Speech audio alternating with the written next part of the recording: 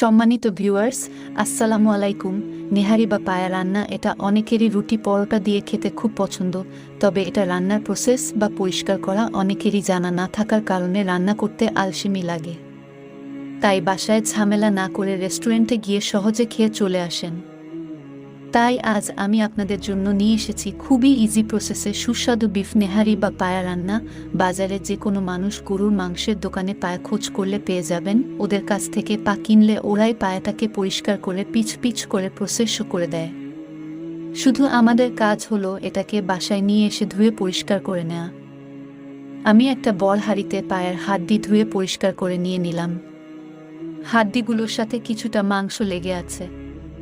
হালকা মাংস থাকলে খেতে বেশি ভালো লাগে।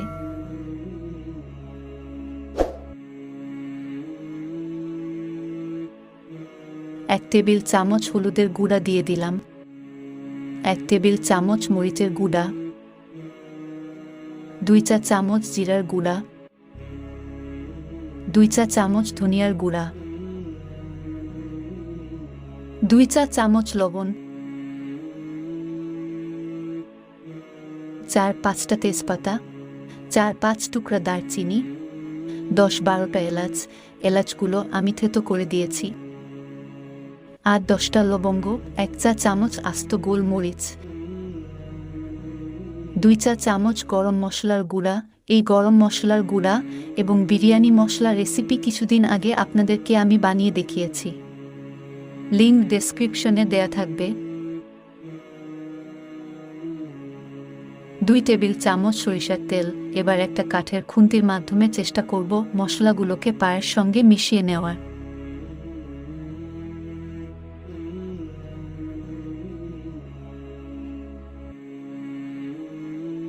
এবারে পানি দিয়ে দেব। এখানে প্রচুর পানি লাগবে, তাই কাপ মেপে পানি দিয়ে পোষাবে না।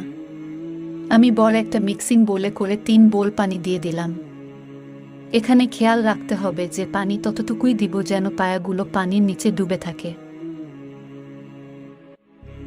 1 টেবিল চামচ আদা বাটা, 1 টেবিল চামচ রসুন বাটা পানির সঙ্গে দিয়ে ভালোভাবে মিশিয়ে দিলাম।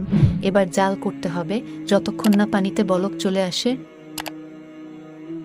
বলক চলে আসলে চুলাটাকে মিডিয়াম করে জাল করতে হবে আধা ঘন্টার মতো। কিছুটা পানি টেনে আসলে এবার ঢাকনা খুলে নেড়েচেড়ে ঢাকনা দিয়ে চুলাটাকে লো আঁচে দিয়ে রাখতে হবে। এভাবে আমি 2.5 ঘন্টা রেখেছি। 2.5 ঘন্টা পরে চেক করছি, আমার নিহারি রান্না প্রায় হয়ে আসছে।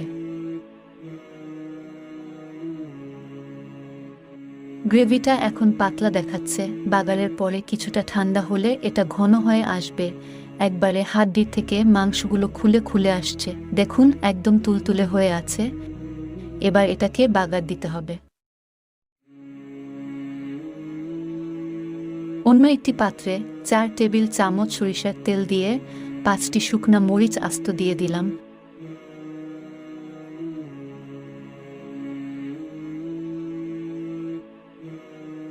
মরিচগুলোর রং কিছুটা পরিবর্তন হয়ে আসলে 1.5 টেবিল চামচ পরিমাণ দেশি রসুন কুচি, 1.5 কাপ পরিমাণ পেঁয়াজ কুচি দিয়ে দিলাম।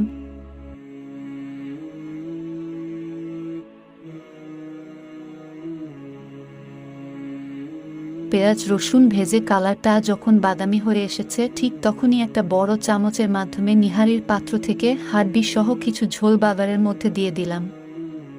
একটা ঢাকনা দিয়ে ঢেকে দিলাম। আরও কিছু ঝোল অ্যাড করে নেড়ে নেড়ে বাগারটা ঝোলের সাথে মিলিয়ে নিলাম।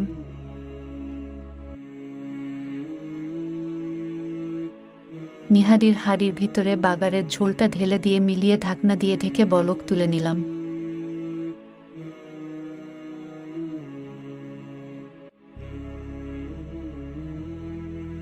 এবার নামিয়ে নেওয়ার আগে 2 চা চামচ ভাজা জিরার গুঁড়ো ছড়িয়ে দিয়ে নামিয়ে নিয়েছি।